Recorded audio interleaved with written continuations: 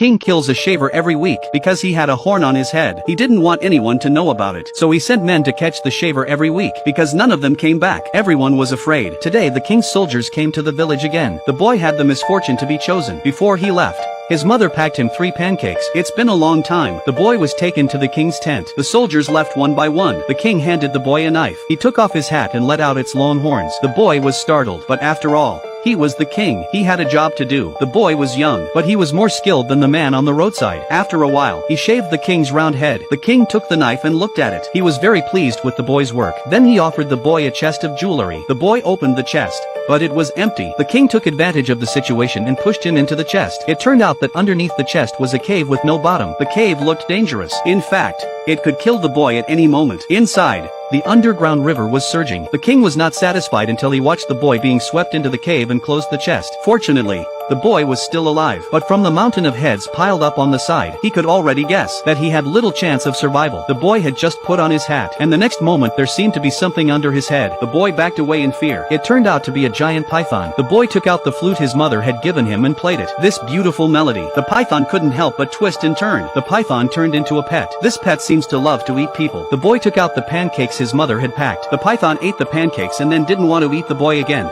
so it sent the man out of the cave. With the help of the python, the man quickly escaped outside the cave. The python thought the boy would give him another pancake, but the boy just waved and left, and that made the python ponder. As the boy walked on, suddenly there was a noise in the bushes. The boy was terrified. The next moment, a wolf popped out of the bushes. The boy climbed up a tree. The old wolf was barking under the tree. The boy took out his flute and played it. The wolf turns into a husky. He was so happy that he crashed into the old tree. The tree shook and the boy fell onto the wolf. At that moment, the wolf's stomach growled with hunger. The boy hurriedly took out a piece of pancake. Otherwise, he might be the one to be eaten. The wolf thanked the man for the pancake. He even gave him a ride. Late at night, he saw a house on the lake. The boy got off the wolf and went to stay there. What he didn't know was that it was inhabited by an old man-eating witch. When the boy arrived, the old hag had disguised herself as a beautiful woman. He didn't realize he'd be offered a meal. The boy sat down. The beauty slapped her hands together, and the furniture tied the boy up. Because the beauty had prepared a pot of boiling water for him, the boy wanted to play his flute before he died. The beauty, who had always been kind to people,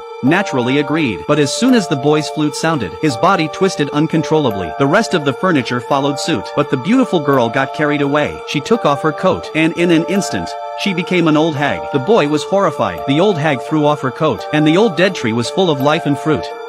But the old witch wouldn't let him go so easily. The boy pulled out his last pancake. The old witch ate the pancake. She didn't want to hurt the boy anymore. She took her coat off the fruit tree and gave it to the boy. It was a great coat. When the man put it on, he became a little boy, and before he knew it, the old witch pulled the boy back to his old self. The witch turned it inside out and gave it to the boy. The boy became an old boy. This is a great treasure. The boy was going to do great things with it. A week later he came to the king's castle wearing it backwards. He said he had come to shave the king's head. 2 soldiers took him to the king's room. The king couldn't tell that this was the same boy who had shaved his head last week. The maneuver was the same as before, and his movements were the same. The king was satisfied with his bare head. He said he'd give him a box of jewelry. The old man opened it and said, "I can't spend all the jewelry you've given me." The king was shocked and rushed up to push the old man away to see for himself. The old man pushed behind him. The king wanted to drag the old man in with him. The old man had an idea. Take off his coat and he'll be young and have no mustache. Sure enough, the king missed his chance. He fell into a cave of his own design, cursing and swearing. Soldiers rushed in at the sound of his voice, but the house was empty. When the soldiers came to check, the boy slipped away. The boy becomes a little boy and walks out of the castle. The soldiers at the gate were completely unaware of it. Only after he had gone did the boy change back to his original form. From then on,